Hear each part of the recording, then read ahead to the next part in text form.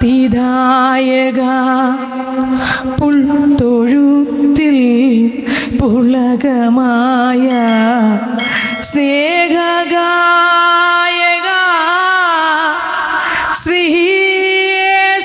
ശ്രീയേശുനായക മുക്തിദായക പുൽത്തൊഴുത്തിൽ പുളകമായ സ്നേഹഗായക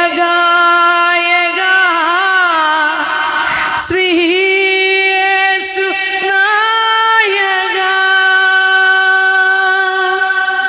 കാൽവരിയിൽ പൂത്തുലഞ്ഞ രക്തപുഷ്പമേ കാലത്തിൻ്റെ കവിതയായ കനകതാരമേ കാൽവരിയിൽ പൂത്തുലഞ്ഞ രക്തപുഷ്പമേ കാലത്തിൻ്റെ കവിതയായ കനകതാരമേ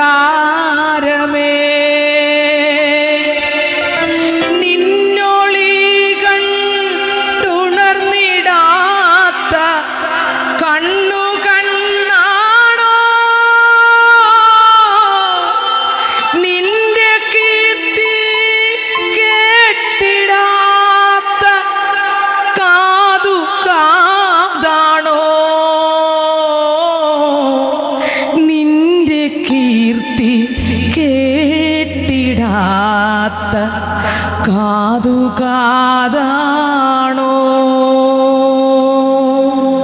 സത്യനായക മുക്തിദായക പുൽത്തൊഴുത്തിൽ പുളകമായ സ്നേഹഗായക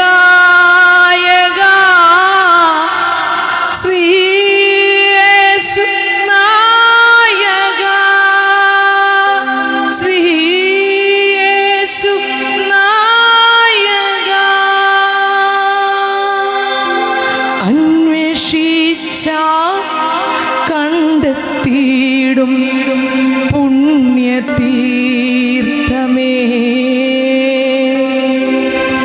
സാഗരത്തിൻ തിരയെ വെന്ന കർമ്മത്തെ അന്വേഷിച്ചാൽ കണ്ടെത്തിയിടും പുണ്യതീർത്ഥമേ സാഗരത്തിൻ തിരയെ വെന്ന കർമ്മകാണ്ഡമേ നിൻ കഥ കേട്ടലിഞ്ഞിടാത്ത മനം മനമാണോ നിന്റെ രാജ്യം വന്നു ചേരും പുലരിയെന്നാണോ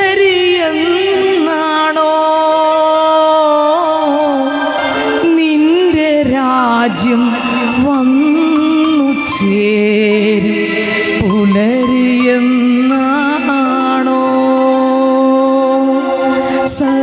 സത്യനായക മുക്തിദായക പുൽത്തൊഴുത്തിൽ പുളകമായ സ്നേഹഗായക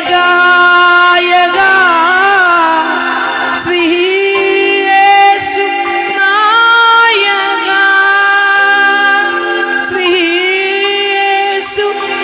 ശ്രീയേശുനായക. ഹല്ലേലൂയ. ഇത്ര അർത്ഥവത്തായ പാട്ട് ഏറ്റവും പണ്ടത്തെ പാട്ടാണ്. നിന്നൊളി കണ്ടുണർന്നിടാത്ത കണ്ണു കണ്ണാണോ നിന്റെ കീർത്തി കേട്ടിടാത്ത കാത് കാതാണോ നിന്റെ കഥ കേട്ട് അലിഞ്ഞിടാത്ത മനം മനമാണോ സ്തോത്രം. അന്വേഷിച്ചാൽ കണ്ടെത്തിയിടും പുണ്യതീർത്ഥമേ. ഇന്ന് എൻ്റെ കർത്താവ് മരിച്ച നമുക്ക് വേണ്ടി മരിച്ച ദിവസമാണ് ദുഃഖവെള്ളിയാഴ്ച എന്ന് പറഞ്ഞാൽ. ദൈവത്തിന് സ്തോത്രം. പക്ഷേ കർത്താവിൻ്റെ മക്കളെ സംബന്ധിച്ച് ദുഃഖത്തിൻ്റെ ദിവസമല്ല, പിന്നെ ആനന്ദത്തിൻ്റെ, സന്തോഷത്തിൻ്റെ, സമാധാനത്തിൻ്റെ, വിടുതലിൻ്റെ സ്തോത്രം. ഒന്നും കൂടെ ഇനിയും ആരെല്ലാം വിടുവിക്കപ്പെടാനുണ്ടോ അവരെല്ലാം വിടുതലിൻ്റെ സ്തോത്രം നിമിഷങ്ങളാണ്. ഓരോ നിമിഷങ്ങൾ ദുഃഖവെള്ളി മാത്രമല്ല, എല്ലാ നിമിഷങ്ങളും. ഹല്ലേലൂയ. പക്ഷെ ഇന്ന് കണ്ണു തുറക്കാൻ പറ്റാത്ത കണ്ണും കേൾക്കാൻ പറ്റാത്ത കാതും ജനത്തിലുള്ളത് കൊണ്ട് തിരുവചനം എന്തെന്നോ വചനത്തിൽ എന്താണ് ദൈവം ഉദ്ദേശിക്കുന്നതെന്നോ മനുഷ്യൻ ചിന്തിക്കാതിരിക്കുന്നൊരു കാലഘട്ടമാണ് ഇന്നത്തെ കാലഘട്ടം. ബൈബിളിലില്ലാത്തത് അനുഷ്ഠിക്കാനും അത് പ്രകാരം ഓടാനും നടക്കുന്ന ലോക ജനത. ബൈബിളിൽ എന്തുണ്ടോ അത് അംഗീകരിക്കാനും മുട്ടുമടക്കാനും പറ്റാതെ ബൈബിളിലില്ലാത്ത കെട്ടുകഥയുടെ പുറകെ പോകുന്നൊരു കാലഘട്ടമാണിന്ന്. എന്നാൽ ഈ ലോക മനുഷ്യൻ ഇന്ന് ഒരു പച്ചമര ക്രൂശും കൊണ്ട് സ്തോത്രം നടക്കുകയാണ്. കണ്ണ് തുറന്നിട്ടില്ല, കാണേണ്ടവനെ കണ്ടിട്ടില്ല, കേൾക്കേണ്ടവനെ കേട്ടിട്ടില്ല, അറിയേണ്ടവനെ അറിഞ്ഞിട്ടില്ല. ദൈവത്തിന് സ്തോത്രം. എൻ്റെ കർത്താവായ യേശു ക്രിസ്തു മരിച്ച ശേഷം തൻ്റെ കൂടെ നടന്ന അപ്പോസ്തലന്മാർ ഇതാണ് പറഞ്ഞു തന്നോ, ഇതാണ് പഠിപ്പിച്ചുകൊണ്ടിരുന്നെന്നോ, വർഷം തോറും ഇത് ആചരിച്ചുകൊണ്ടിരുന്നെന്നോ ഒരിടത്തുമില്ല. പക്ഷെ ഇതൊരു ആചാരമായി ജനം എന്തോ ഇന്നില്ലാത്ത ദൈവവചനത്തിലില്ലാത്ത കെട്ടുകഥകൾക്ക് വേണ്ടി ജനം നെട്ടോട്ട് ഓടിക്കൊണ്ടിരിക്കുമ്പോൾ കണ്ണുണ്ടെങ്കിലും കാണാത്തവരായി, കാതുണ്ടെങ്കിലും കേൾക്കാത്തവരായി. ഓ സ്തോത്രം, ഹല്ലേലൂയ. നിന്റെ കീർത്തി കേട്ടിടാത്ത കാതാണോ?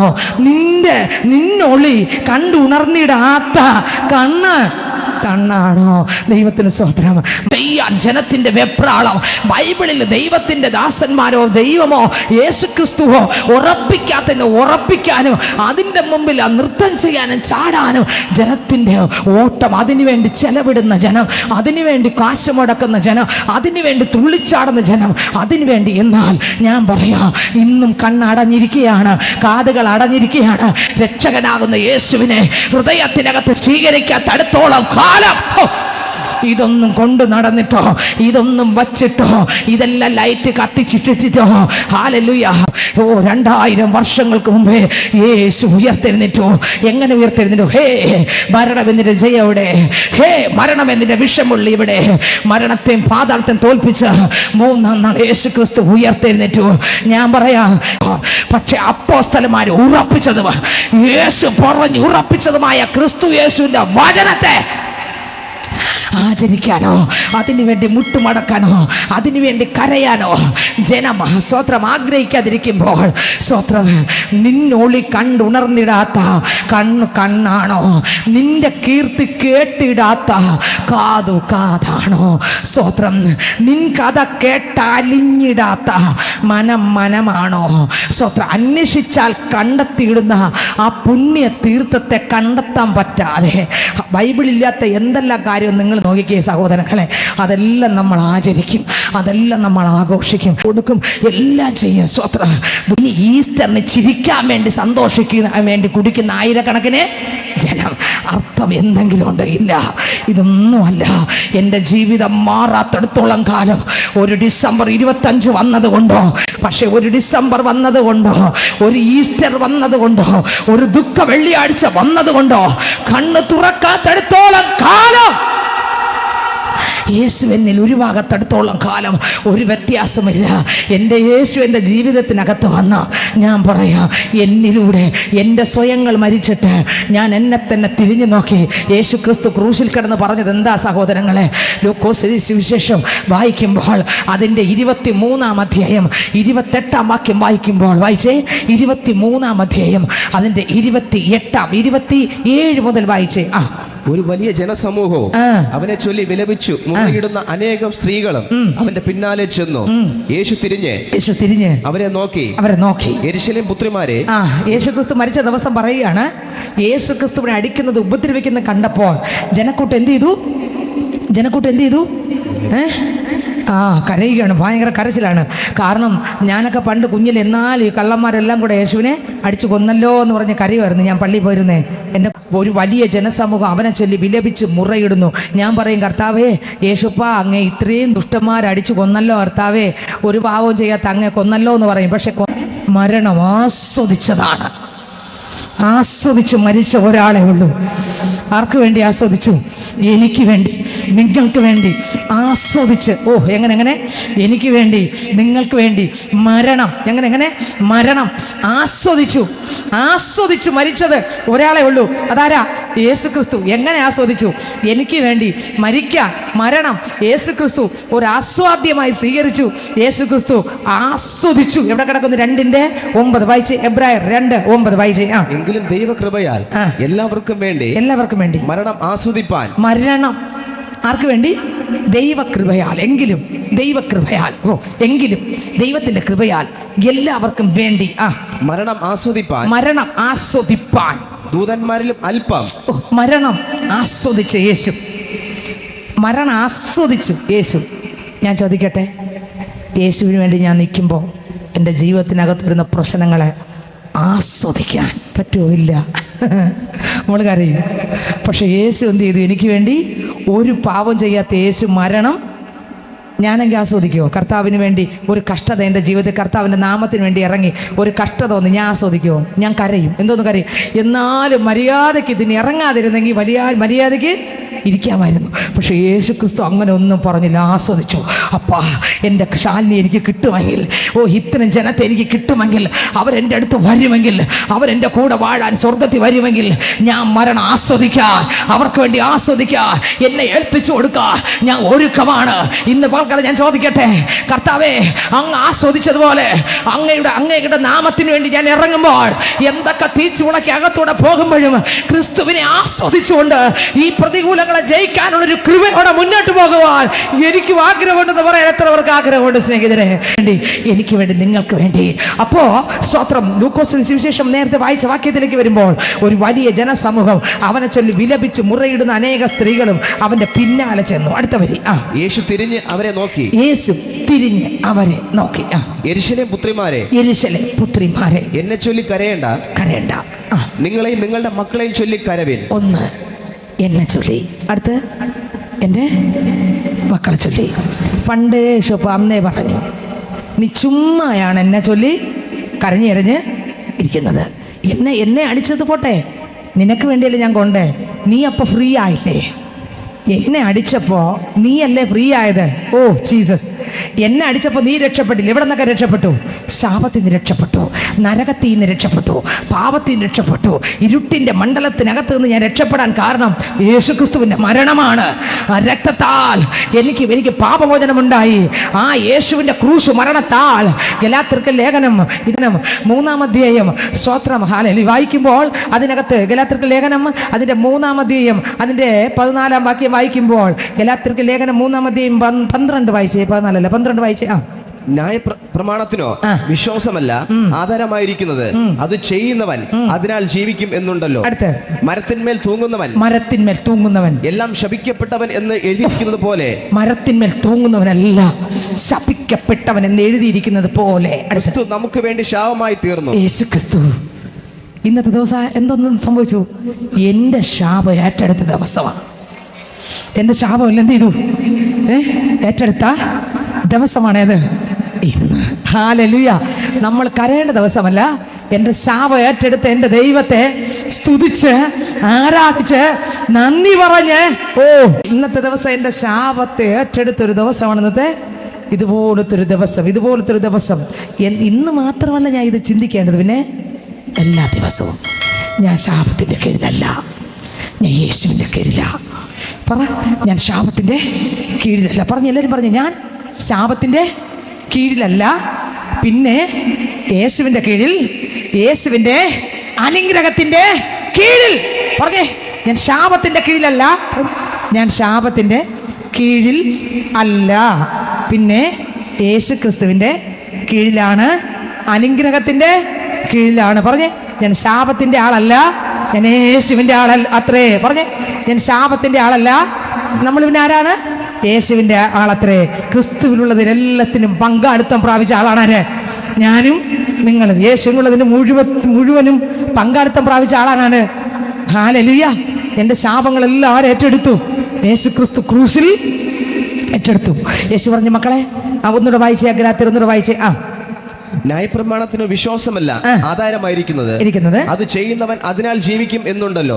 മരത്തിന്മേൽ തൂങ്ങുന്നവൻ എല്ലാം ശപിക്കപ്പെട്ടവൻ എന്ന് എഴുതിയിരിക്കുന്നത് പോലെ ക്രിസ്തു നമുക്ക് വേണ്ടി ശാപമായി തീർന്നു. ഓർമ്മയ്ക്കായി ചെയ്വീൻ എന്ന് പറഞ്ഞ് എഴുതിയ ബൈബിളിലെ വാക്യം ഒരു കാര്യമുണ്ട്. എന്തോന്നാ?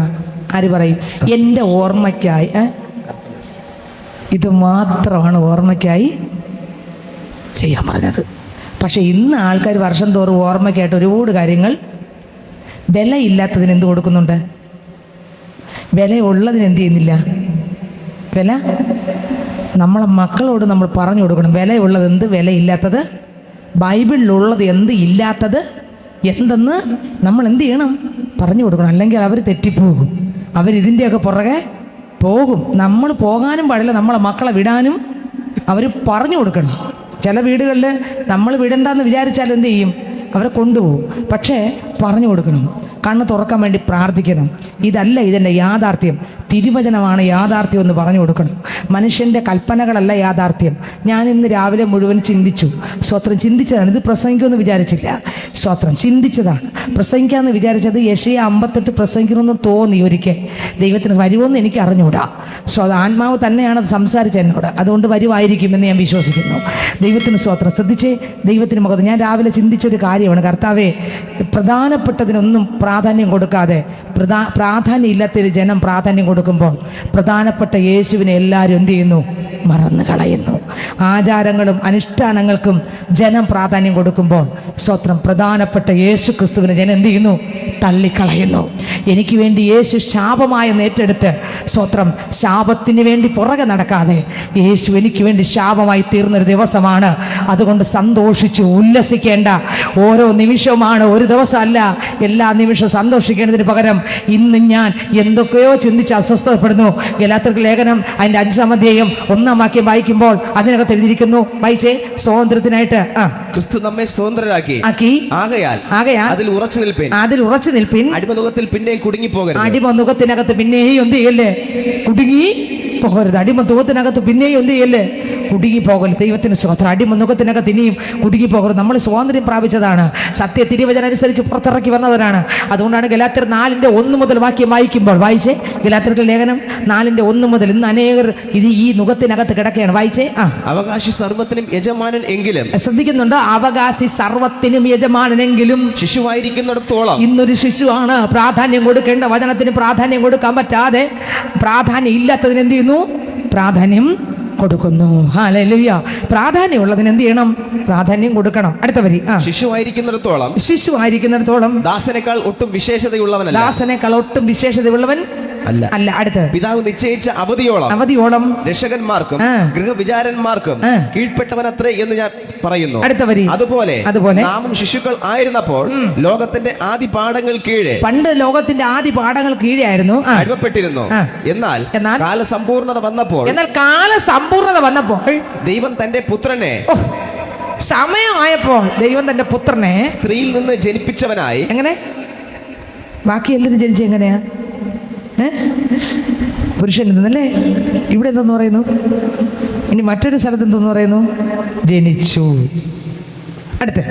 സ്ത്രീയിൽ നിന്ന് ജനിച്ചവനായി, ന്യായപ്രമാണത്തിന് കീഴെ ജനിച്ചവനായി നിയോഗിച്ചയച്ചത് അവൻ ന്യായപ്രമാണത്തിൽ കീഴുള്ളവരെ വിലയ്ക്ക് വാങ്ങിയിട്ട് നാം പുത്രത്വം പ്രാപിക്കേണ്ടതിന് തന്നെ. എന്തിനാണ് അങ്ങനെ വന്നത്?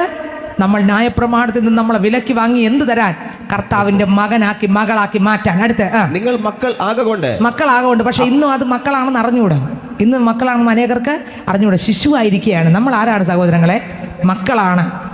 പറഞ്ഞേ, മക്കളാണ്. ശിശുവല്ല, പിന്നെ അന്യരല്ല, പിന്നെ കർത്താവിന്റെ ഭവനക്കാരാണ്, മക്കളാണ്, ശാപത്തിന്റെ കീഴിലല്ല. ഞാൻ ഇന്ന് ചിന്തിച്ച ഒരു കാര്യമാണ്. ഇവിടെ നമ്മൾ വർഷിപ്പിന്റെ സമയത്ത് നിങ്ങൾ കേട്ടില്ലേ? എല്ലാ പാട്ടും അതിൽ വന്നില്ലേ? ഹാഹല്ലേലിയും വന്നില്ലേ? ഹാഹല്ലേലി പാടുന്ന എന്നാ? ഞായറാഴ്ചയല്ലേ പാടേണ്ടത് അല്ലേ? ഇന്ന് ദുഃഖത്തിൻ്റെ പാട്ടല്ലേ? നാളെ ഒരു ദിവസം റെസ്റ്റ് ചെയ്യുന്ന പാട്ടല്ലേ? മറ്റന്നാൾ ഒരു ദിവസം വരേണ്ടത് എന്താ? ഇന്നലത്തെ പെസഹ വേദത്തിൻ്റെ പാട്ടല്ലേ? അല്ലേ? ഇന്ന് ദുഃഖത്തിൻ്റെ പാട്ടല്ലേ? നാളെ അതൊന്നും ചിന്തിച്ചൊന്നും കാണൂല. നാളെ റെസ്റ്റിൻ്റെ പാട്ടല്ലേ? ഒരു ദിവസം റെസ്റ്റ് ആയിരിക്കുക. അടുത്ത് മറ്റന്നാൾ വരേണ്ടത് ഏത് പാട്ടാ? അപ്പം മറ്റന്നാൾ വരേണ്ട പാട്ട് എവിടെ വന്നു? അതിൻ്റെ കാര്യം എന്താ? അറിഞ്ഞുകൊണ്ട് പാടിയതാണോ? അല്ല, അറിയിക്കാതെ പാടിച്ചു. എന്തുകൊണ്ട് മക്കളെ? എല്ലാ ദിവസവും ഞാൻ നിനക്കായിട്ട് ഉയർത്തിരിക്കുക. ഇനി ഒരു പ്രത്യേക ദിവസം അതിനു വേണ്ടി കാത്തിരുന്ന് പാടണ്ട. എപ്പം വേണോ നീ പാടാൻ പറ്റുന്നതാണ്. ഹല്ലേലൂയ. ഓ യേശു ക്രിസ്തു മോനെ മോളെ നിനക്കായി ഉയർത്തെഴുന്നേറ്റ് കേട്ടോ. ഓ ശാപത്തിൽ നിന്ന് നിന്റെ കെട്ടുകളെ പൊട്ടിച്ചു കേട്ടോ. ഇരുട്ട് നിന്റെ കെട്ടുകളെ പൊട്ടിച്ചു കേട്ടോ. അന്ധകാര ശക്തിയിൽ നിന്നെ ഉടച്ചു കേട്ടോ. നീ ഇനി ശാപത്തിന്റെ കീഴിലല്ല, നീ പുത്രനാണ്, പുത്രിയാണ്. നീ ഇനി നുഖത്തിനകത്ത് കിടക്കല്ലേ. യേശു ക്രിസ്തുവിനെ വിലക്കി വാങ്ങി. ഓ ജീസസ്, തന്റെ മരണത്തിലൂടെ യേശു നമ്മളെ വിലക്കി വാങ്ങി. സന്തോഷിക്കണ്ടേ? ആനന്ദിക്കണ്ടേ? ആനന്ദിക്കണം. വിലക്കി വാങ്ങിയ ദിവസമായി ഇന്ന്. ഓ സ്വത്ര ശാപത്തെ പൊട്ടിച്ച ദിവസം. 1 ശാപത്തെ പൊട്ടിച്ചു. 2 എന്നെ വിലക്ക് വാങ്ങിയ ദിവസം. ഓ ഹല്ലേലൂയ. ഓ വിലക്ക് വാങ്ങിയ ദിവസം. വായിച്ചേ ആ വരി ഒന്നുകൂടെ വായിച്ചേ. ഗലാത്യർ ലേഖനം 4:5 മുതൽ വായിച്ചേ. അവൻ ന്യായപ്രമാണത്തിന് കീഴുള്ളവരെ വിലക്ക് വാങ്ങിയിട്ട് നാം പുത്രത്വം പ്രാപിക്കേണ്ടതിന് തന്നെ. നാം പുത്രത്വം എന്ത് ചെയ്തു? എന്റെ കർത്താവ് ന്യായപ്രമാണത്തിന് കീഴുള്ളവരെ വിലക്ക് വാങ്ങിയിട്ട് പുത്രത്വം പ്രാപിക്കേണ്ടതിന് തന്നെ നിങ്ങൾ മക്കൾ ആകൊണ്ട് അബ്ബാ പിതാവേ എന്ന് വിളിക്കുന്ന സ്വപുത്രന്റെ ആത്മാവിനെ എന്ത് തന്നു? സ്വന്തം പുത്രന്റെ ആത്മാവിനെ തന്നു. ദൈവം നമ്മുടെ ഹൃദയങ്ങളിൽ അയച്ചു. ദൈവം നമ്മുടെ ഹൃദയങ്ങളിൽ എന്ത് ചെയ്തു? അയച്ചു. സ്വന്തം പുത്രന്റെ ആത്മാവിനെ. രക്ഷിക്കപ്പെടുമ്പോൾ തന്നെ പരിശുദ്ധ ആത്മാവ് എൻ്റെ നിങ്ങളുടെ അകത്ത് വന്ന് വീഴും. അതാണ് വീണ്ടും ജനനം. വീണ്ടും ജനനത്തിൽ പരിശുദ്ധാത്മാവ് വരും. ഞാൻ എൻ്റെ യേശുവിനെ എൻ്റെ ഹൃദയത്തിനകത്ത് രക്ഷകനായി സ്വീകരിക്കുമ്പോൾ പരിശുദ്ധാത്മാവ് എൻ്റെ അകത്തിറങ്ങും. അന്ന് മുതൽ ഞാൻ എൻ്റെ ജീവിതം മാറുകയാണ്. ഓ ജീസസ്, എത്ര പേർക്ക് മനസ്സിലായത് എനിക്ക് അറിഞ്ഞുകൂടാ. അന്ന് മുതൽ എൻ്റെ ജീവിതം മാറുകയാണ്. എൻ്റെ ജീവിതത്തിനകത്ത് വ്യത്യാസം വരികയാണ്. എൻ്റെ ജീവിതത്തിനകത്ത് മാറ്റം വരികയാണ്. അന്ന് വരെ ഇന്നലെ വരെ ഉള്ളതുപോലെ അല്ല. അന്നത്തെ ദിവസം മുതൽ വലിയൊരു മാറ്റം വരികയാണ്. കാരണം യേശു ക്രിസ്തു എന്നിൽ നിറഞ്ഞ് എന്നെ പണിത് എന്നിലുള്ള എന്നെ കൊന്നിട്ട് ഓരോ സെക്കൻഡും ആര് വളരുകയാണ്? യേശു ക്രിസ്തു എന്നിലൂടെ വളരുകയാണ്. ദൈവത്തിന് സ്തോത്രം. അതിന് ഒത്തിരി വില യേശു കൊടുക്കേണ്ടി വന്നുല്ലേ? കർത്താവ് വില കൊടുക്കേണ്ടി വന്നോ ഇല്ലയോ? വില കൊടുക്കേണ്ടത് വലിയ വില യേശു കൊടുക്കേണ്ടി വന്നു. കൊടുക്കേണ്ടി വന്ന വില എന്തോന്നാ? തന്നെ കൊടുക്കേണ്ടി വന്നു. തൻ്റെ ജീവനെ കൊടുക്കേണ്ടി വന്നു. തൻ്റെ രക്തം കൊടുക്കേണ്ടി വന്നു. തൻ്റെ പ്രാണനെ കൊടുക്കേണ്ടി വന്നു. തൻ്റെ ശരീരത്തെ കൊടുക്കേണ്ടി വന്നു. മുഴുവനും കൊടുത്ത് എന്നെ എന്ത് ചെയ്തു? യേശു വാങ്ങി. ഓ ഹല്ലേലൂയ. യേശു ക്രിസ്തു എന്നെ മുഴുവനും കൊടുത്തിട്ട് സ്തോത്രം. ഉപമ പറയുമ്പോൾ കർത്താവായ യേശു ക്രിസ്തു ഒരു ഉപമയിൽ പറഞ്ഞിട്ടുണ്ട്. സ്തോത്രം. താൻ കണ്ടിട്ട് തനിക്കുള്ളതൊക്കെയും താൻ കണ്ടിട്ട് നദി കണ്ടു അല്ലേ? വയലിൽ എന്താ കണ്ടേ? ആ വാക്ക് എടുത്തൊരു വായിച്ച്. നദി കണ്ടു. മറച്ചിട്ടിട്ട് തനിക്കുള്ളതെല്ലാം വിറ്റ് എന്ത് ചെയ്തു? അത് വന്ന് വാങ്ങി. ആ വയലിനകത്ത് കിടന്ന നദി ആരായിരുന്നു? ഞാനും. കണ്ടുപിടിച്ചോ ആരെങ്കിലും? ആ വാക്ക് എടുത്തെങ്കിൽ വായിച്ചേ. 13:44. സ്വർഗരാജ്യം വയലിൽ ഒളിച്ചു വെച്ച നിധിയോട് സദൃശ്യം അതൊരു മനുഷ്യൻ കണ്ട് മറച്ചിട്ട് തന്റെ സന്തോഷത്താൽ ചെന്ന് തനിക്കുള്ളതൊക്കെ വിറ്റ് ആ വയൽ വാങ്ങി. തനിക്കുള്ളതെല്ലാം വിറ്റ് എന്ത് ചെയ്തു? ആ വയല് തനിക്കുള്ളതെല്ലാം വിറ്റ് ആ വയല് വാങ്ങി. മത്തായി 13:44. എല്ലാവരും കേട്ടോ? മത്തായി 13:44 വായിച്ചേ. സ്വർഗരാജ്യം വയലിൽ ഒളിച്ചു വെച്ച നിധിയോട് സദൃശ്യം അതൊരു മനുഷ്യൻ കണ്ട് മറച്ചിട്ട് തന്റെ സന്തോഷത്താൽ ചെന്ന് തനിക്കുള്ളതൊക്കെ വിറ്റ് ആ വയല് വാങ്ങണമെങ്കിൽ എന്ത് ചെയ്യണമായിരുന്നു? തനിക്കുള്ളതെല്ലാം വിൽക്കണമായിരുന്നു. തനിക്കുള്ളതെല്ലാം എന്ത് ചെയ്യണമായിരുന്നു? ഇന്ന് വിറ്റ ദിവസമാണ്. ഇതുപോലൊരു ദിവസം എനിക്ക് എന്നെ നേടാൻ. ഓ എന്നെ നേടിയ സന്തോഷമോർത്തതാൽ നിന്നകൾ സഹിച്ചു മരിച്ച നാഥനെ. എന്നെ നേടിയ സന്തോഷമോർത്തതാൽ നിന്നകൾ സഹിച്ചു മരിച്ച നാഥനെ. നിന്നയെ തങ്കരം നൽകുമെന്നീശനെ വിശ്രമം നേടിടും സിയോൻ സഞ്ചാരി ഞാൻ യേശുവിൽ ചാരി ഞാൻ പോകുന്നു കുരിശിൻ്റെ പാതയിൽ. സിയോൻ സഞ്ചാരി ഞാൻ യേശുവിൽ ചാരി ഞാൻ പോകുന്നു കുരിശിൻ്റെ പാതയിൽ. സാക്ഷികൾ സമൂഹം എൻ്റെ ചുറ്റിലും നിൽക്കുന്നായിരങ്ങൾ ആകയാൽ ഞാൻ. സാക്ഷികൾ സമൂഹം എൻ്റെ ചുറ്റിലും നിൽക്കുന്നായിരങ്ങൾ ആകയാൽ ഞാൻ. ഭാരവും പാപവും വിട്ടു ഞാനോടുമാ നേരവും യേശുവേ നോക്കിടും. പാപവും ഭാരവും വിട്ടു ഞാനോടുമാ നേരവും യേശുവേ നോക്കിടും. സിയോൻ സഞ്ചാരി ഞാൻ യേശുവിൽ ചാരി ഞാൻ പോകുന്നു കുരിശിൻ്റെ പാതയിൽ. സിയോൻ സഞ്ചാരി ഞാൻ യേശുവിൽ ചാരി ഞാൻ പോകുന്നു കുരിശിൻ്റെ പാതയിൽ. സിയോൻ സഞ്ചാരി ഞാൻ യേശുവിൽ ചാരി ഞാൻ പോകുന്നു കുരിശിൻ്റെ പാതയിൽ. ഹല്ലേലൂയ. അപ്പോ ഒന്നുകൂടെ വായിച്ച വരി വായിച്ചേ. സ്വർഗരാജ്യം വയലിൽ ഒളിച്ചു വെച്ച നിധിയോട് സദൃശം. നിധിയോട് സദൃശം. അതൊരു മനുഷ്യൻ കണ്ടു മറച്ചിട്ട് തന്റെ സന്തോഷത്താൽ ചെന്ന് ഒരു നിധി കണ്ടു. ശാലിനി എന്ന നിധിയെ ആ വയലെന്ന ചെളിക്കകത്ത്, ലോകമെന്ന ചെളിക്കകത്ത്, പാപമോഹമെന്ന ചെളിക്കകത്ത് ഞാൻ അതിനകത്ത് മുങ്ങിക്കിടക്കുന്നത് എൻ്റെ കർത്താവ് കണ്ടപ്പോൾ, ലോകത്തിലുള്ള എല്ലാവരും നോക്കിയപ്പോൾ വെറും മോശമായിരുന്നു, ഞാൻ നോക്കിയപ്പോൾ അതിനേക്കാൾ മോശമായിരുന്നു. എന്നാൽ യേശു കണ്ടപ്പോൾ അത് എൻ്റെ മുത്താന്ന്. ഓ, ഈ ചെളിയെ കണ്ടപ്പോൾ പൈതലേ, ഓഹോ, ലോകം നിന്നെ ഇപ്പോഴും വിധി എഴുതായിരിക്കാം. പേടിക്കണ്ട. എൻ്റെ യേശുവിൻ്റെ കണ്ണിൻ്റെ മുമ്പിൽ നീ മുത്താ. ഓ, കൃപ. ഓ, നീ ഭാരത്തോടെ വന്നിരിക്കുകയാണോ? വേദനയോടെ വന്നിരിക്കുകയാണോ? നിരാശയോടെ വന്നിരിക്കുകയാണോ? ഞാൻ പറയാ, യേശുവിന്റെ കണ്ണിന്റെ മുൻപിൽ നീ ചെളിയല്ല. ആൾക്കാരെന്തും പറയട്ടെ, നാട്ടുകാരെന്തും പറയട്ടെ, ദേശം എന്ത് പറയട്ടെ, കുടുംബം എന്ത് പറയട്ടെ, യേശു നിന്നെ ആ ചെളി കിടന്ന് നിന്നെ കണ്ടത് നെതിയായിട്ടാണ്. ഓ, എന്തിനാ? എനിക്ക് അവനെ കിട്ടുമല്ലോ. നേതിയായിട്ടാ.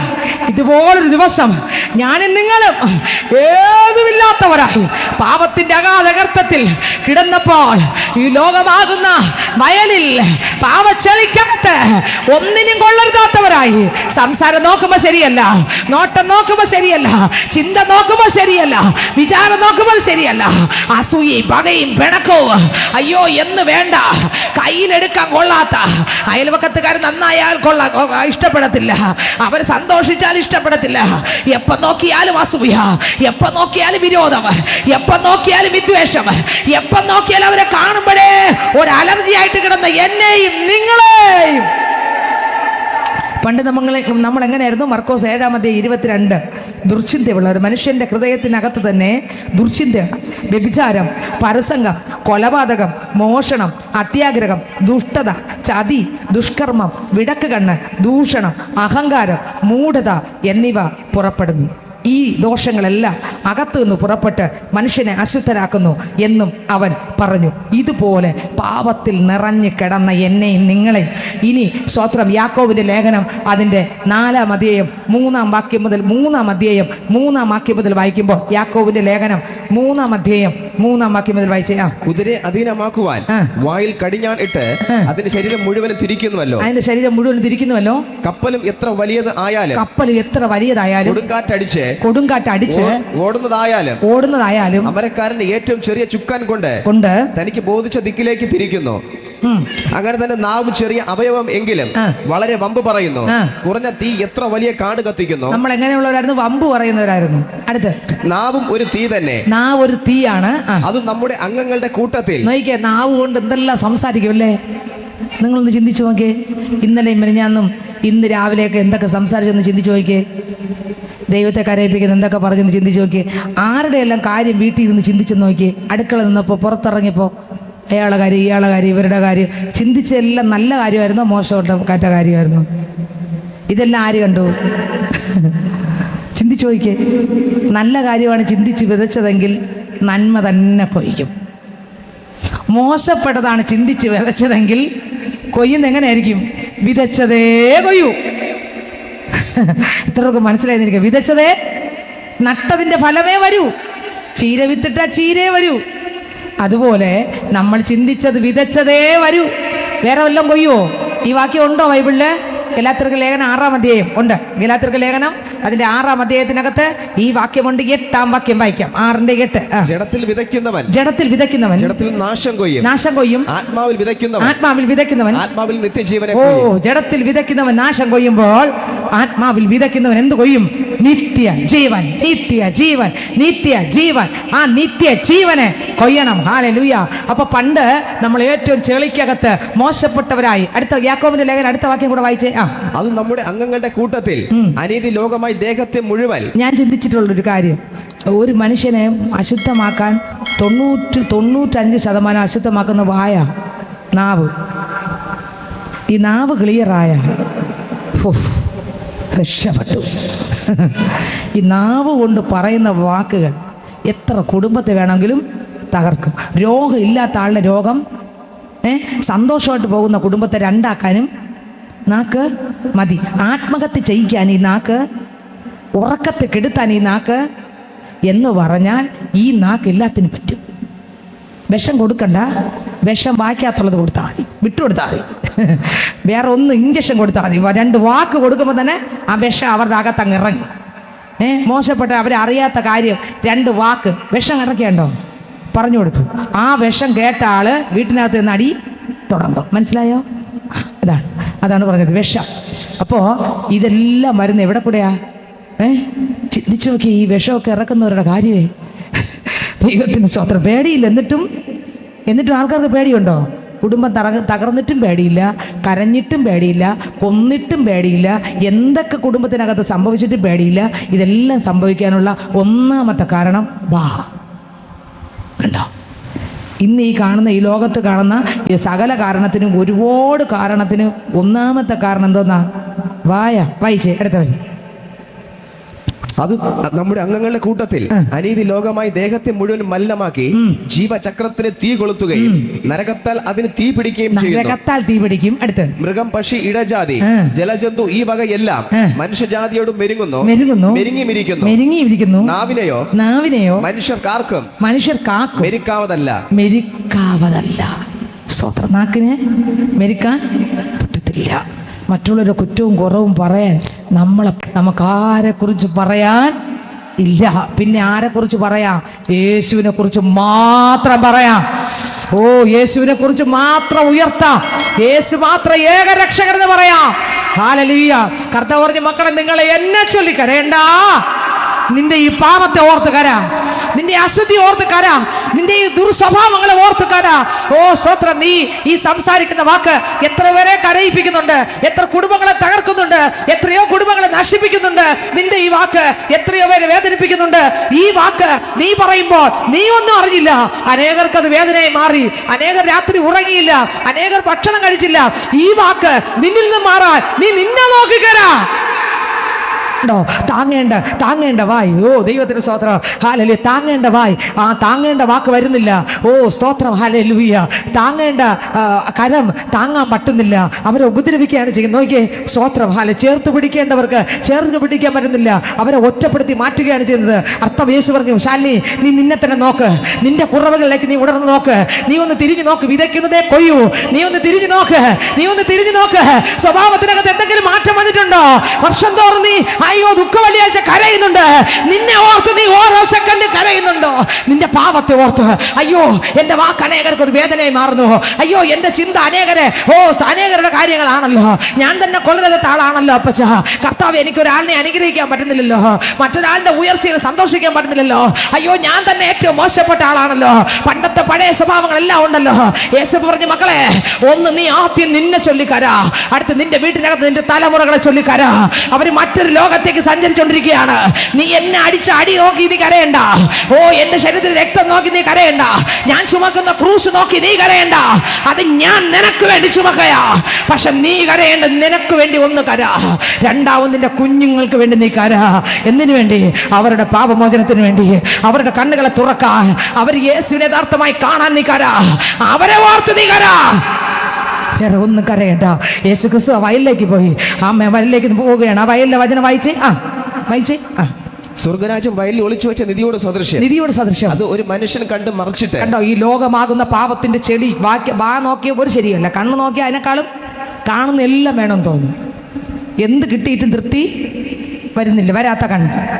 പിന്നെ ചിന്താമണ്ഡലമാണെങ്കിൽ പിന്നെ പറയാനും ഏത് വാക്കിന് വേണോ ചിന്തിച്ചെടുക്കും. സ്വത്രം. പിന്നെ മറ്റൊരാളുടെ തലയിൽ അങ്ങോട്ടിടുകയും ചെയ്യും. ഞാൻ അങ്ങനെ ഒന്നുമല്ല. വേറൊരാളുടെ ആദമുഖവും പോലെ, കർത്താവേ മര്യാദയ്ക്ക് ഞാൻ കല്യാണം കഴിക്കാതിരുന്നല്ലേ, നീയല്ലേ അവളെ തന്നത്. ഞാൻ ഉറങ്ങി എണീറ്റപ്പോൾ ഒരു സുന്ദരി ഇരിക്കുന്നു, അവളെ തന്നിട്ട് നീ ഇപ്പം എൻ്റെ തലയിലിട്ട് അവല്ല നടക്കോ എന്ന് പറഞ്ഞതുപോലെ നമ്മൾ എന്തെങ്കിലുമൊക്കെ കൊളസ്റ്റ് ഒപ്പിച്ചിട്ട് ആരെങ്കിലും തലയിൽ കൊണ്ടങ്ങ് ചിന്താമണ്ഡലത്തിന് വല്ലാത്ത എന്നെ നല്ലതാക്കി കാണിക്കാൻ ഞാൻ പെടുന്ന വെപ്രാളെ, എന്നെ നല്ലതാക്കി കാണിക്കാൻ വേണ്ടി ഞാൻ പെടുന്ന ഒരു വെപ്രാളമുണ്ട്, ഒരു പെടയല്. സ്തോത്രം. ഹല്ലേലൂയ. ഇവിടെ ഇതാ അങ്ങനെയുള്ള എന്നെ യേശു കണ്ടു. ശാലിനി, നീ ശരിയല്ല, നീ ചെളിക്കാത്ത, നിന്റെ വാ തുറന്നാൽ നീ കള്ളേ പറയും, ഒരു സത്യവുമില്ല. നിന്റെ കണ്ണാണെങ്കിൽ അങ്ങനെ, നിന്റെ ചിന്തയാണെങ്കിൽ അങ്ങനെ, നിന്റെ നടപ്പാണെങ്കിൽ അങ്ങനെ. അയൽവക്കത്ത് ഒരാൾ നന്നാവുന്ന നിനക്ക് ഇഷ്ടമല്ല, അയൽവക്കത്തുള്ള മക്കൾ രക്ഷപ്പെടുന്നതും ഇഷ്ടമല്ല. ആ നിന്നെ ഞാൻ കണ്ടപ്പോൾ ചെളിക്കകത്ത് കിടന്നേ, പക്ഷെ എൻ്റെ കണ്ണിൻ്റെ അകത്തെ ദൃഷ്ടിയിൽ ഞാൻ നോക്കുമ്പോൾ നിന്നെ ഞാൻ എൻ്റെ രക്തത്താൽ കഴുകി ഒരു നിധിയാക്കി എടുക്കാൻ ഞാൻ ഇഷ്ടപ്പെട്ടിട്ട് അതിന് ഞാൻ ഒളിച്ചു വച്ചു. വേറെ ആർക്കും ഞാൻ വിട്ടുകൊടുത്തില്ല. ആരെ ചെളിയായ എന്നെ ആർക്കും എന്ത് ചെയ്തില്ല. വെറുതെ ആണോ ഞാൻ നിങ്ങളിവിടെ ഇരിക്കുന്നത്? ചെളിയായ എന്നെ ആർക്കും വിട്ടുകൊടുക്കാതെ യേശു എന്ത് ചെയ്തു? മറച്ചു വെച്ചിട്ട് ഓടിപ്പോയി തനിക്കുള്ളതെല്ലാം വിറ്റു. വായിച്ചേ. തന്റെ സന്തോഷത്താൽ ചെന്ന് ഒന്ന് സന്തോഷം വന്നു. ചെളി കിടക്കുന്ന എന്നെ കണ്ടപ്പോൾ യേശുവിന് സന്തോഷം വന്നു. മരണം ആസ്വദിക്കാൻ ഇറങ്ങി വന്നവന് സന്തോഷം വന്നു. എന്തുകൊണ്ടുള്ള സന്തോഷം? എനിക്ക് അവളെ കിട്ടുമല്ലോ, എനിക്ക് അവനെ കിട്ടുമല്ലോ എന്നുള്ള സന്തോഷം കൊണ്ട്, സന്തോഷത്താൽ വന്ന് ചെന്ന് തനിക്കുള്ളതൊക്കെ വിറ്റ്, ചെന്നെല്ലാം വിറ്റു. ഒന്നുപോലും വിൽക്കാതിരുന്നില്ല, എല്ലാം വിറ്റു. അടുത്ത് ആ വയൽ വാങ്ങി. ഇനി തിരിച്ച് ഞാൻ പറയാം, യേശുവിനെ വാങ്ങണമെങ്കിൽ എനിക്കുള്ളതെല്ലാം വിൽക്കണം. യേശു എല്ലാം വിറ്റ് എന്നെ വാങ്ങിയില്ലേ? അപ്പം എനിക്ക് വേണമെങ്കിൽ എന്ത് ചെയ്യണം? എനിക്ക് യേശുവിനെ മുഴുവനും വേണമെങ്കിൽ എന്ത് ചെയ്യണം? എന്നെ മുഴുവനും വിൽക്കണം, തന്നെത്താൻ ത്യജിച്ച്. ഈ സുവിശേഷം ഇന്ന് അനേകർക്ക് വെളിപ്പെടുന്നില്ല. യേശുവിനെ ചുമക്കണമെങ്കിൽ മണ്ണിൻ്റെ യേശുവിനെ ചുമക്കാം, ക്രൂശ് ചുമക്കണമെങ്കിൽ ക്രൂശിനെയും ചുമക്കാം, 7 ഇടത്ത് പാറപ്പുറത്ത് മുട്ടുകുത്തണമെങ്കിലും കുത്താം, റോഡിൽ മുട്ടുകുത്തണോ മുട്ടുകുത്താം, മുള്ളിനിടയിൽ മുട്ടുകുത്തണോ മുട്ടുകുത്താം, എവിടെ വേണോ കുരിശുമലക്ക് പോകണോ, അവിടെ താഴേറ്റം വരെ ഉരുണ്ട് വരണോ ഉരുണ്ടുവരാം. പക്ഷേ ത്യജിക്കാൻ നിങ്ങൾക്ക് എത്രയൊക്കെ മനസ്സിലായി? വചനമായിട്ട് ത്യജിക്കാൻ, എന്നെ മരിക്കാൻ വിട്ടുകൊടുക്കാൻ, ഗോതമ്പ് മണി നിലത്ത് വീണ് ചാകാൻ ഏൽപ്പിച്ചു കൊടുക്കാൻ, ഞാൻ ചത്തി യേശു എന്നിൽ നിറയാൻ, എൻ്റെ സ്വയങ്ങളെ ആ ക്രൂശോട് ചേർത്ത് ആണിയടിക്കാൻ വിട്ടുകൊടുക്കാൻ, എൻ്റെ വിരോധങ്ങളും എൻ്റെ പിണക്കങ്ങളും എൻ്റെ അസൂയകളും എൻ്റെ സ്വഭാവ ദൂഷ്യങ്ങളും അതിനെ ഒന്ന് ആ ക്രൂശോട് ചേർത്ത് വിട്ടുകൊടുക്കാൻ. ഞാൻ പറഞ്ഞ അതാ, ഇത് ചെയ്യാൻ യേശു എന്നെ നേടാൻ തന്നെ മുഴുവനും വിട്ടുകൊടുത്തെങ്കിൽ, യേശുവിനെ മുഴുവനും എനിക്ക് വേണം എങ്കിൽ, യേശു പറഞ്ഞൊരു വരി, ഒരുവൻ എൻ്റെ പിന്നാലെ വരുവാൻ ഇച്ഛിച്ചാൽ, വാക്യം കണ്ടിട്ട് വായിച്ചേ, ഒരുവൻ എൻ്റെ പിന്നാലെ വരുവാൻ ഇച്ഛിച്ചാൽ തന്നെത്താൻ ത്യജിച്ച് നാൾതോറും തൻ്റെ ക്രൂശെടുത്ത് എന്നെ അനുഗമിക്കട്ടെ. എങ്ങനെ? ഒരുവൻ എൻ്റെ 2-3 ഇടത്തുണ്ട് ആ വാക്യം. അതിൽ ഒരു ഭാഗത്താണ് ഇതുപോലെ കൊടുത്തിരിക്കുന്നത്, ഒരുവൻ എന്നെ അനുഗമിക്കാൻ ഇച്ഛിച്ചാൽ. കണ്ട ഒരു വായിച്ചേ.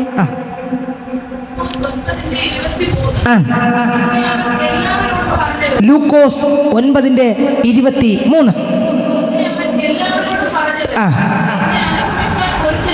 കണ്ടോ, ആ വാക്ക് മറക്കല്ലേ. ഒരുത്തൻ ഇച്ഛിച്ചാൽ എന്ന് പറഞ്ഞാൽ ദൈവം വിളിക്കുകയല്ല, നിനക്ക് ആഗ്രഹമുണ്ടോ, എൻ്റെ പുറകെ വരാൻ നിനക്ക് ആഗ്രഹമുണ്ടോ, എന്നെ അനുഗമിക്കാൻ നിനക്ക് ആഗ്രഹമുണ്ടോ എന്നാൽ എന്ന് പറഞ്ഞാൽ നീ വാ മുട്ടുമടക്കെന്നല്ല ദൈവം പറഞ്ഞത്, നിനക്ക് ഇഷ്ടമുണ്ടെങ്കിൽ. അടുത്ത വരി. കണ്ടോ, തന്നെത്താൻ നിഷേധിച്ച്, എൻ്റെ സ്വഭാവങ്ങളെ നിഷേധിക്കാതെ ഞാൻ എത്ര ക്രൂശ് ചുമന്നെന്ന് പറഞ്ഞാലും കടൽക്കരയിലൂടെ മണ്ണ് കൊണ്ടുള്ള യേശുവിനെ ഉണ്ടാക്കി. അതെല്ലാം ഭയങ്കര പാവമാണ്. യേശു എത്രമാത്രം കരയുന്നതായിരിക്കും അറിയാമോ ഈ സമയം? കാരണം വെളിപ്പെടേണ്ട കണ്ണുകൾ തുറന്നിട്ടില്ല. കണ്ണ് കണ്ണാണോ, കാത് കാതാണോ? സ്വതം എന്നിലുള്ള സ്വയങ്ങൾ മരിക്കാത്തടത്തോളം കാലം ഞാൻ ക്രൂശ് എടുത്തു വെച്ച് 24 മണിക്കൂറും ചുമന്നത് കൊണ്ടോ, എൻ്റെ ആയുസിൻ്റെ ഓരോ സെക്കൻഡും ഞാൻ ചുമന്നത് കൊണ്ട് എൻ്റെ പാപം ഒഴിയുന്നതാണോ, അല്ലെങ്കിൽ എനിക്ക് രക്ഷപ്പെടാമെന്നാണോ, ഞാൻ സ്വർഗത്തിൽ പോകുന്നതാണോ, അല്ലെങ്കിൽ ഇവിടെ എന്തോ ഭക്തി ഇവിടെ വേഷം ഇല്ല. ഇതൊന്നും അല്ല ഭക്തി എന്ന് പറയുന്നത്, ഇതൊന്നുമേ അല്ല. ഇതെല്ലാം പുറത്തുള്ളതാ. ഞാൻ എന്നെ തന്നെ ത്യജിക്കാത്തടത്തോളം കാലം, എന്നെ തന്നെ ഉടയ്ക്കാത്തടത്തോളം കാലം, പാപ സ്വഭാവത്തെ ഏൽപ്പിച്ചു കൊടുക്കാത്തടത്തോളം കാലം, പാപത്തെ മരിപ്പിക്കാത്തടത്തോളം കാലം ആ യേശുവിൻ്റെ അകത്ത് വന്ന് എൻ്റെ ജഡ മനുഷ്യനെ കൊന്ന് തകർത്തിട്ട് ക്രിസ്തു യേശുവിൻ്റെ സ്വഭാവം നിറയാത്തടത്തോളം കാലം യേശു പറഞ്ഞു, നിനക്ക് എൻ്റെ പിന്നാലെ വരാൻ ഇച്ഛയുണ്ടോ, ആഗ്രഹമുണ്ടോ? നിന്നെ നേടാൻ ഞാൻ മുഴുവനും വിറ്റു. ഇന്ന് നിങ്ങൾ ചിന്തിച്ച് നോക്കിയേ, എന്തെല്ലാം ഇനി വിൽക്കാൻ നമുക്കുണ്ടെന്ന് നോക്കിയേ, എന്തെല്ലാം വിൽക്കാൻ നോക്കിയേ, ഒന്ന് തിരിഞ്ഞു നോക്കിയേ, നമ്മുടെ ഹൃദയത്തിനകത്ത് നോക്കിയേ, എന്തെല്ലാം ഇനി വിൽക്കാൻ നമുക്കുണ്ടെന്നറിയാമോ? ഏതൊക്കെ ഡോറുകൾ യേശുവിന് തുറക്കാൻ പറ്റാതെ അടഞ്ഞു കിടക്കുകയല്ലേ, അതെല്ലാം വിൽക്കാനുള്ളതാ. ഏതൊക്കെ? കർത്താവേ, ഈ മുറി വരല്ലേ, ഞാൻ വൃത്തിയാക്കിയിട്ടില്ല. കർത്താവേ, ഈ അറയിലോട്ട് വരല്ലേ. കർത്താവേ, ഈ സ്ഥലത്തോട്ട് വരല്ലേ. ഞാൻ 5 പേരോട് പിണക്കാണെങ്കിൽ 5 ഡോറ് പൂട്ടിയിട്ടൊക്കെയാ. കർത്താവേ, ഈ വശത്ത് വരല്ലേ, ഇവളോട് ഞാൻ പണക്കുവാ. യേശപ്പ അവിടെ വരല്ലേ, അവനോട് ഞാൻ പണക്കുവാ. യേശുവേ, ഇവിടെ വരല്ലേ, ഇയാളോട് അല്പം ഗിറിപ്പ് എനിക്കുണ്ട്, വരല്ലേ. ആ ഡോർ അടച്ചിട്ടിരിക്കുക, നീ വന്നാൽ എന്നെ പുറത്താക്കും. ദൈവമേ, നീ കണ്ടോ എത്ര ഡോർ അടച്ചിട്ട്? നിങ്ങളൊന്ന് ചിന്തിച്ച് നോക്കിയേ, ഓരോ പാവത്തിൻ്റെ ഡോറും എത്ര ഡോർ കിടക്കുന്ന നോക്കിയേ. യേശുവിന് പ്രവേശിക്കാൻ പറ്റാത്ത ഡോറുകൾ. ഇന്ന് ഈ പകൽക്കാലം ഞാൻ പറയട്ടെ വൈദ്യരെ, എത്ര മണ്ണ് കൊണ്ട് യേശുവിനെ ഉണ്ടാക്കിക്കൊണ്ട് നടന്നാലും ഈ ഞായറാഴ്ച രാത്രി 31-ാം തീയതി ഈ 12 മണിയാകുമ്പോൾ ഹല്ലേലൂയ യേശു ഉയർത്തും എന്ന് പറഞ്ഞാലും ശരി, ഒരു രക്ഷയില്ല. ശാലിനി, നിൻ്റെ ജീവിതം ശരിയാകാത്തിടത്തോളം കാലം നീ ഇതൊക്കെ ചെയ്താലെല്ലാം ദൈവത്തിന് ഒന്നും പ്രസാദമുള്ളതല്ല. നിൻ്റെ പൈസ വെറുതെ കളഞ്ഞു. 1, 2 കാളക്കുട്ടിയെ വാർത്തുണ്ടാക്കാൻ ജനം ഒരുമിച്ച് അലറി വിളിച്ചു. ഇതെല്ലാം ഞാൻ പറഞ്ഞു തരുന്ന സാദൃശ്യം എന്നറിയാമോ? ആ വാക്യം എടുത്ത് പുറപ്പാട് പുസ്തകത്തിനകത്തുള്ള വാക്യമാണ്. ഒരിക്കൽ മോശ എന്ന് പറഞ്ഞ ഭക്തൻ കണ്ടോ, ഞാൻ പ്രസംഗിക്കാൻ വന്ന വേറെ വിഷയം കണ്ടോ, വന്നത് കണ്ടോ വചനങ്ങൾ. ദൈവത്തിന് സ്വത്രം, പുറപ്പാട് പുസ്തകമാണ്. അതിനകത്ത് എഴുതിയിരിക്കുകയാണ്, ഒരിക്കൽ മോശ എന്ന ഭക്തനെ ദൈവം സീനായി മലയുടെ മുകളിലേക്ക് വിളിച്ചു. എന്തിനാ വിളിച്ചേ? എൻ്റെ അപ്പച്ചൻ്റെ 10 കൽപ്പന എഴുതി കൊടുക്കാൻ കൽപ്പലകയും ചെത്തി റെഡിയാക്കി മോശയോട് മുകളിലേക്ക് ചെല്ലാൻ പറഞ്ഞു. സ്വത്രം, സ്വർഗത്തിലെ ദൈവം വിളിച്ചു മോശ കൽപ്പലയുമായി മുകളിലേക്ക് കയറിപ്പോയി. ദൈവത്തിന് സ്വത്രം. അവിടെ ആയിരിക്കുമ്പോൾ ഇതാ സ്വത്രം, താഴെ ഒരു ഭയങ്കര ഒരു ഘോഷം കേൾക്കുന്നു. അഹരോന്റെ കയ്യിൽ ജനത്തെ ഏൽപ്പിച്ചിട്ട് മോശ മുകളിൽ കയറിപ്പോയതാണ്. മോശെ കാണാൻ താമസിക്കുന്നതായപ്പോൾ ജനം പറഞ്ഞു, ഞങ്ങൾക്കൊരു ദൈവത്തെ ഉണ്ടാക്കിത്താ. വായിച്ചേ. പുറപ്പാട് 32:1 മുതൽ ടക്കനെ വായിച്ചേ. ഇറങ്ങി വരുവാൻ ഭാവിക്കുന്നു. ഒന്നുകൂടെ വായിച്ചേ. ജനം കണ്ടപ്പോ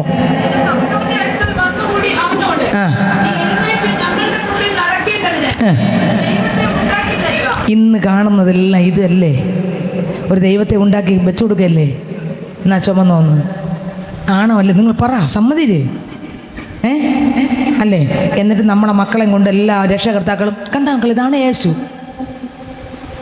ദൈവം ആത്മാവാകുന്നു, അവനെ നമസ്കരിക്കുന്ന ആത്മാവിലും സത്യത്തിലും നമസ്കരിക്കണം. ദൈവത്തെ ആർക്കും ഒരാളും കണ്ടിട്ടില്ല, കാണാനും പറ്റില്ല.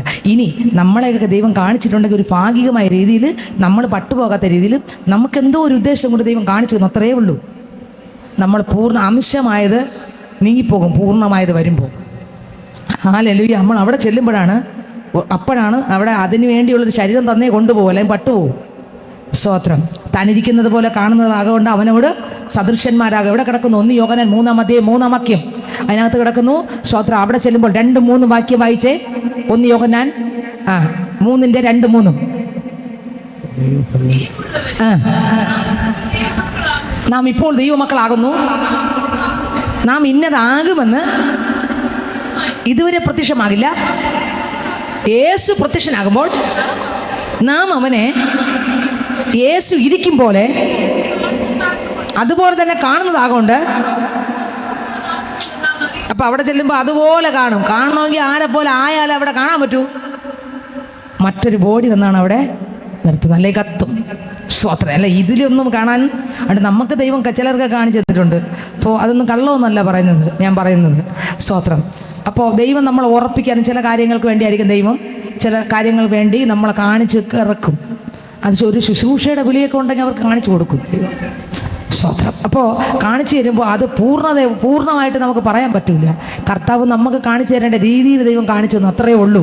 മോശയ്ക്ക് പുറമാണ് കാണിച്ചു കൊടുത്തത്. അപ്പം നമ്മളിത് ഇത് കാണുമ്പോൾ തന്നെ മക്കളെ, ഇതാണ് യേശു, ഇതാണ് മറിയാടുണ്ടോ? ഇല്ല. ഇന്ന് ഇതിൻ്റെ ബഹളമാണ്. ഇന്നത്തെ ദിവസം ബഹളം തന്നെയാണ് എവിടെ നോക്കിയാലും. ദൈവത്തിന് സ്തോത്രം. അപ്പം നമ്മളിത് കുമ്പിടുമ്പോൾ ഇതിൻ്റെ പിന്നിൽ ദുർഭൂതങ്ങൾ കടക്കും. വായിച്ചേ ആ വാക്യം, ഇപ്പോൾ പുറപ്പാട് പുസ്തകം വായിച്ചേ. അപ്പോൾ മോശ മുകളിൽ കയറിയിരിക്കുമ്പോൾ ഇവിടെ താഴെ ഇതാ ജനം, ഇസ്രായേൽ ജനം ചെങ്കടൽ വഴി കൊണ്ടുവരികയാണ്. ഈ ജനം ഇതാ സ്തോത്രം കാളക്കുട്ടിയെ വാർത്ത ഉണ്ടാക്കി. വായിച്ചേ. ഒരു ദൈവത്തെ ഉണ്ടാക്കി തരിക.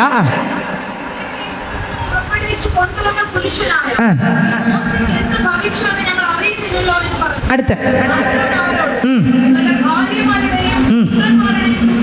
നോക്കിയേ, അഹരോൻ ആരാണ്? ഈ അഹരോന് കർത്താവ് വിളിച്ച് വേർതിരിച്ചു അല്ലേ? ആരുടെ സഹോദരനാണ് അഹരോൻ? മോശയുടെ. സഹോദരിയുടെ പേരെന്തോന്നാ? അവരപ്പൻ എത്ര മക്കള്? മോശയും അഹരോനും മിരിയാമും ഒരപ്പൻ്റെ മക്കൾ. വർഷിപ്പ് നടത്തിയവർ, പാടിയവർ, ആരാധിച്ചവർ, ഭയങ്കര നൃത്തം ചെയ്തവരാണ് ആര്? ഈ അഹരോൻ കൊത്തുപണി ചെയ്യുന്ന നല്ല മിടുക്കനാണ്. പക്ഷെ രക്ഷിക്കപ്പെട്ടപ്പോൾ കൊത്തുളി വിട്ടുകളയാൻ കൊത്തുളി അകത്ത് കിടന്നു. ആവശ്യം വരുമ്പോൾ എടുക്കും. നമ്മൾ അനേകരുടെ അകത്ത് എന്തുണ്ട്? കൊത്തുളി ഉണ്ട്. ഇപ്പോഴും ആവശ്യം വന്ന പഴയ സ്വഭാവം നമ്മൾ പറയുന്നുണ്ട്. പഴയൻ്റെ സ്വഭാവം എടുപ്പിക്കണ്ട. കാരണം കൊത്തുളി കിടക്കുക. പഴയത് എടുപ്പിക്കണ്ട. അർത്ഥം എന്താ? കൊത്തുളി അകത്തുണ്ട്. നീ മര്യാദ നടന്ന നിനക്ക് നല്ലത്. അല്ലെങ്കിൽ ഞാൻ കൊത്തുളി എടുക്കുകയും ചെയ്യും, നിന്നെ കുത്തേയും. കേട്ടിട്ട് നിങ്ങൾ മിക്ക വീടുകളിലും ഉണ്ട് ഇത്. എൻ്റെ പഴയ സ്വഭാവമൊന്നും ഞാൻ ഇങ്ങനെ പോകുന്നേ. അർത്ഥം നിന്റെ പേരാണ് ആഹാരം. ഒളിച്ചിട്ടിട്ടുണ്ട് കൊത്തുള്ളി. ഒത്തു കയറിയിട്ടിരിക്കുക, ഒളിച്ച് ഇരിക്കുകയാണ്. വായിച്ച്. ആഹാരവും പറയേണ്ട താമസം. പെട്ടെന്ന് പറഞ്ഞു, നിങ്ങളുടെ ഭാര്യമാരുടെയും പുത്രന്മാരുടെയും പുത്രിമാരുടെയും എല്ലാം ആഭരണം എല്ലാം കൊണ്ടുവരാൻ.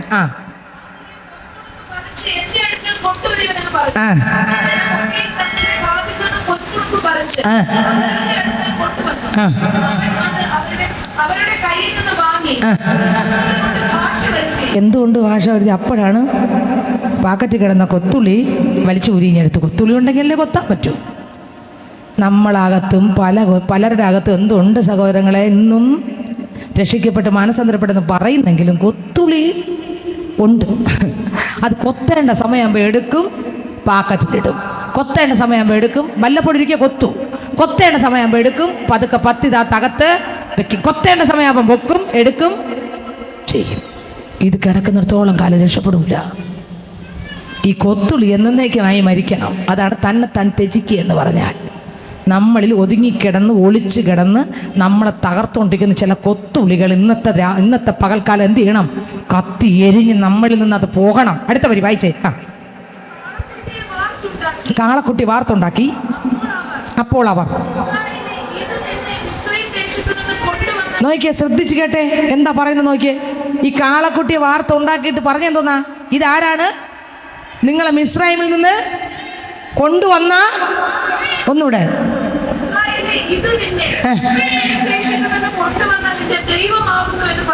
ഏതിനെ ചൂണ്ടിക്കാണിച്ചു കൊടുത്തിട്ട് പറഞ്ഞു, ഇന്ന് ഇതല്ലേ നടക്കുന്നത്? ആണോ അല്ലേ? പറ. ഇനി ഈസ്റ്ററിൻ്റെ നടക്കുന്നത് എന്തോന്നാ? ഇതാണ്ട ഉയർത്തെഴുന്നേറ്റ യേശു, ഇതാണ്ട മരിച്ച യേശു. ഉണ്ടോ? ഇത്രയുള്ള മണ്ണിലുള്ള യേശുവിനെ ഉണ്ടാക്കിയിട്ട് ക്രിസ്തുമസിന് എന്താ പറയുക? ഇതാണ് മക്കളെ യേശു. അപ്പോഴാ ഇത് കുഞ്ഞേശു, ജനിച്ച യേശു. മറ്റത് മരിച്ച യേശു, ഇന്ന് ചുമക്കുന്ന മരിച്ച യേശു. മറ്റന്നാൾ രാത്രി 12 മണി മുതൽ തുടങ്ങുന്ന എന്തോന്നാ? വെളുപ്പിന് 12 മണി മുതൽ എന്തോന്നാണ്? ഉയർത്ത യേശു. ഇപ്പം എത്ര യേശുവായി? ദൈവത്തിന് സ്തോത്രം. അപ്പം ഇത് കൊത്തുളി കൊണ്ട് വാർത്ത ഉണ്ടാക്കി കാണിച്ചിട്ട് പറഞ്ഞു, ഇത് തന്നെ ആ വരി ഒന്നുകൂടെ വായിച്ചേ. ഇസ്രായേലെ ഈ കാളക്കുട്ടിയാണോ മിസ്രൈം ദേശത്ത് കൊണ്ടുവന്നത്? പറ, ഈ കാളക്കുട്ടിയാണോ? ഞാൻ പറയാം, യേശുവിനെ അല്ലാതെ ആരാധിക്കുന്ന എല്ലാ ആരാധനകളും ഇതാണ്. നിങ്ങൾ എത്ര പേര് അംഗീകരിച്ചാലും ഇല്ലെങ്കിൽ ഞാൻ പറയാം, ബാക്കിയെല്ലാം ഇത് തന്നെയാണ്. ഇത് തന്നെയാണ്. നമ്മളെ കൊത്തുളി അകത്ത് കിടപ്പുണ്ട്, അനേകരുടെ കൊത്തുളി. സന്ദർഭം കിട്ടുമ്പോ കൊത്തുളി എടുക്കുകയും ചെയ്യും. പഴയ സ്വഭാവത്തിൽ, പഴയ ആരാധനയിലേക്ക്, പഴയ ചിന്തയിലേക്ക്, പഴയ വിചാരത്തിലേക്ക്, പഴയ പ്രവൃത്തിയിലേക്ക്, പഴയ സ്വഭാവത്തിലേക്ക് നമ്മൾ പൊയ്ക്കൊണ്ടിരിക്കുകയാണ്.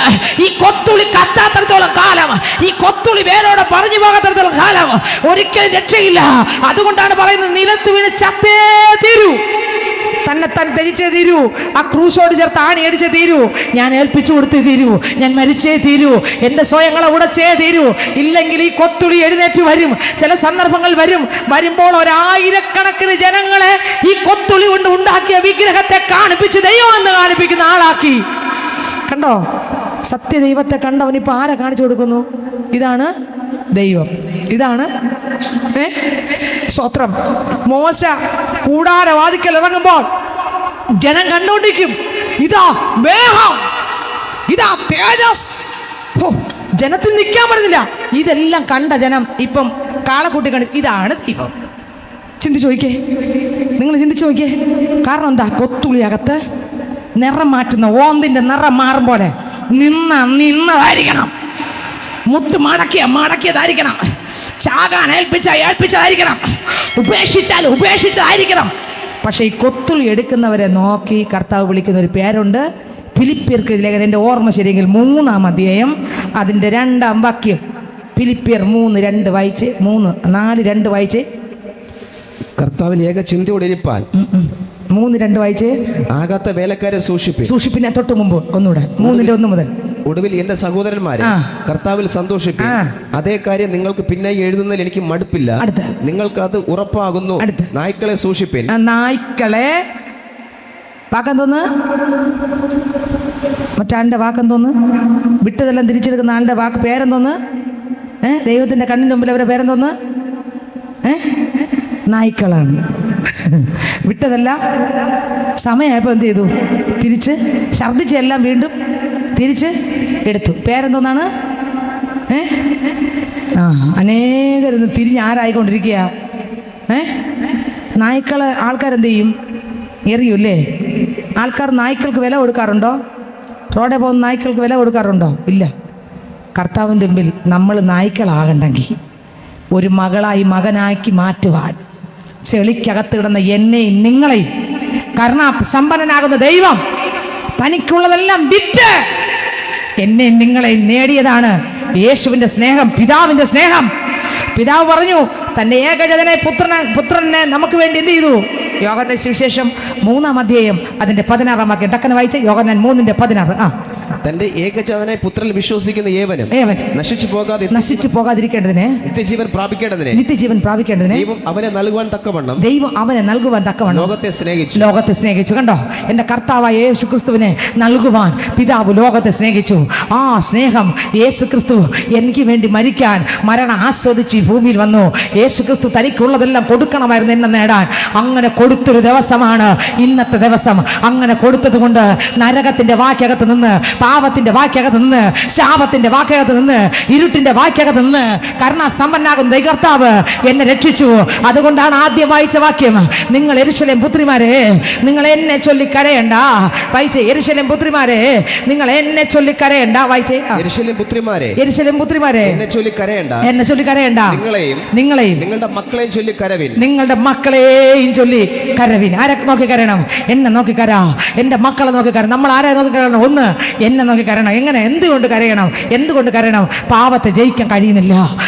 മത്തായി സുവിശേഷം 5-ാം അധ്യായം 2-ാം വാക്യം, 2-3 വാക്യം. ആത്മാവിൽ ദരിദ്രരായവർ ഭാഗ്യവാന്മാർ. കർത്താവേ, പാപത്തെ ജയിക്കാൻ എന്നെ കൊണ്ട് കഴിയുന്നില്ല. അത് ജയിക്കുവാനുള്ള ദാരിദ്ര്യം, ആത്മാവിന്റെ ദാരിദ്ര്യം, പരിശുദ്ധി ആത്മാവെന്ന ദാരിദ്ര്യം എനിക്കുണ്ട് അപ്പാ. യേശുവേ, അവിടുത്തെ ആത്മാവിനെ നിറയ്ക്കണമേ അപ്പാ.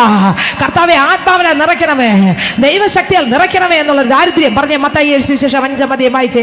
ആത്മാവിൽ ദരിദ്രരായവർ ഭാഗ്യവാന്മാർ. കണ്ടോ നിങ്ങൾ ആ വാക്യം? എത്ര വാക്യം? 5:3 വായിച്ചേ. ആത്മാവിൽ ദരിദ്രരായവർ ഭാഗ്യവാന്മാർ, സ്വർഗ്ഗരാജ്യം അവർക്കുള്ളത്. സ്വർഗ്ഗരാജ്യം ആർക്കുള്ളതാ? ആത്മാവിന്റെ ദാരിദ്ര്യം കൊണ്ട് കരയുന്ന എന്തിന്റെ ആത്മാവിന്റെ? എനിക്ക് ജയിക്കാൻ, ചില ഭാഗത്ത് ജയിക്കാൻ പറ്റുന്നില്ല. യേശു സംസാരിച്ചതുപോലെ സംസാരിക്കാൻ പറ്റുന്നില്ല. യേശു നടന്നതുപോലെ നടക്കാൻ പറ്റുന്നില്ല. യേശുവിനെ പോലെ ആകാൻ പറ്റുന്നില്ല.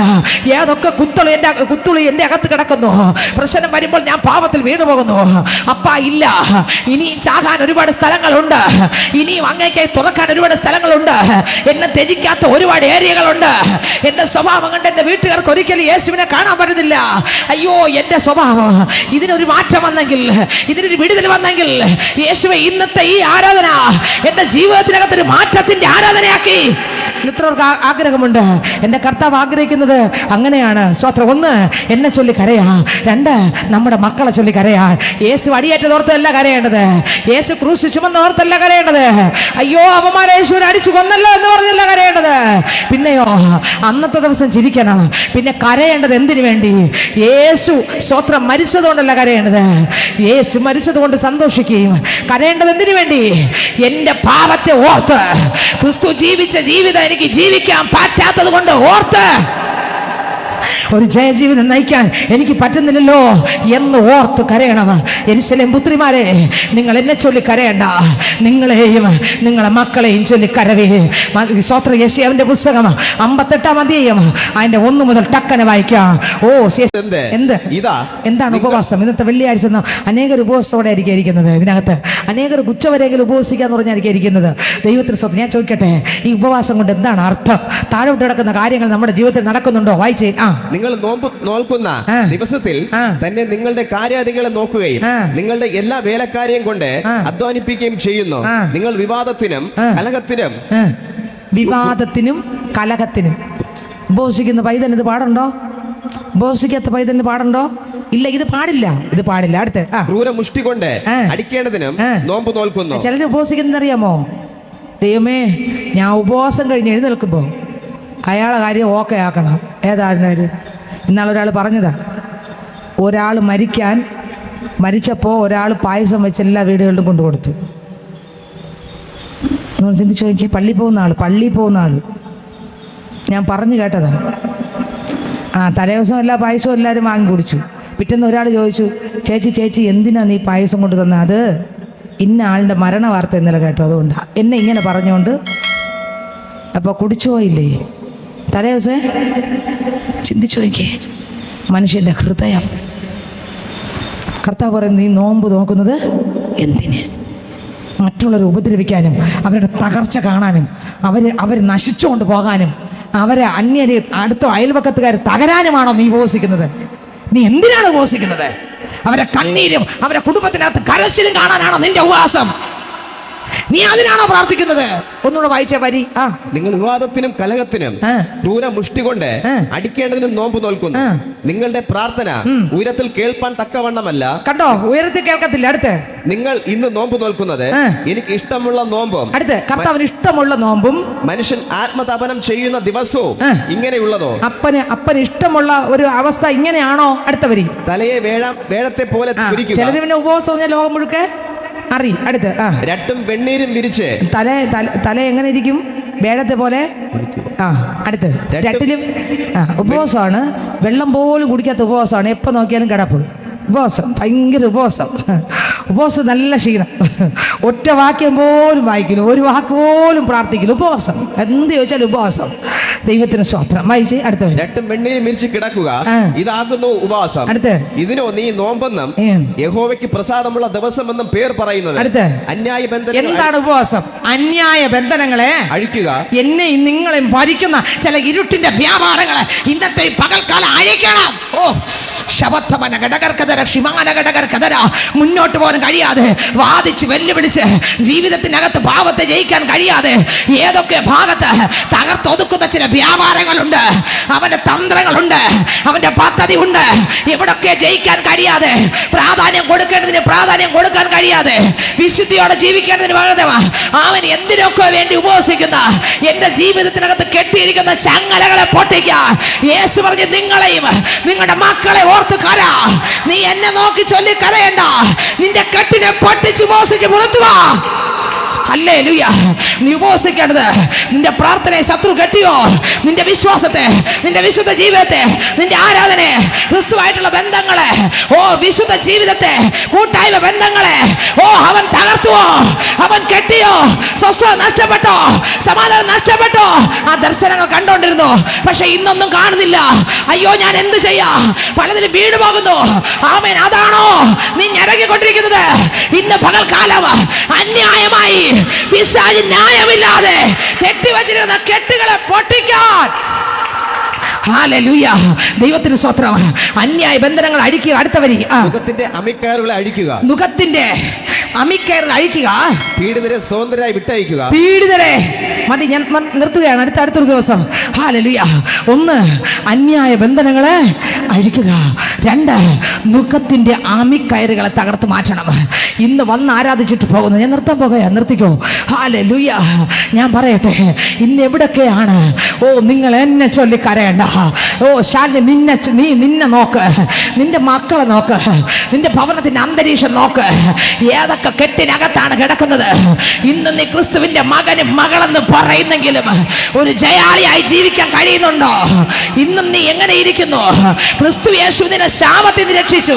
ക്രിസ്തു യേശു 1 യോഹന്നാൻ 1:7 യേശുവിന്റെ രക്തം സകല പാപങ്ങളും പോക്കി നമ്മെ ശുദ്ധീകരിക്കുന്നു. 1 പാപം, 1 ശാപം. ഇതിൽ നിന്ന് യേശു വിടുവിച്ചു. 1 യോഹന്നാൻ 3:12 വായിക്കുമ്പോൾ പിശാചിന്റെ പ്രവർത്തികളെ അഴിപ്പാൻ യേശു ക്രിസ്തു ഇറങ്ങി വന്നു. എന്നെ കേൾക്കുന്ന പൈതലേ, യേശുവിന്റെ മരണം ശാപത്തിൽ നിന്ന് മോചനം കിട്ടി എനിക്ക്. യേശു ക്രിസ്തുവിന്റെ മരണം നിത്യ നരകത്തിൽ നിന്ന് മോചനം കിട്ടി എനിക്ക്. യേശു ക്രിസ്തുവിന്റെ മരണം പാപത്തിൽ നിന്ന് മോചനം കിട്ടി. ഇന്നും ഏതെങ്കിലും അടിമന്നുകത്തിനകത്ത് കുടുങ്ങിയിരിക്കുന്നെങ്കിൽ, ഇന്നും കൊത്തുളി പാക്കറ്റിലുണ്ടെങ്കിൽ, ഇന്നും ചാകാൻ വിട്ടുകൊടുക്കാത്തൊരു ജീവിതമാണ് എൻ്റെ നിങ്ങളുടെ ജീവിതമെങ്കിൽ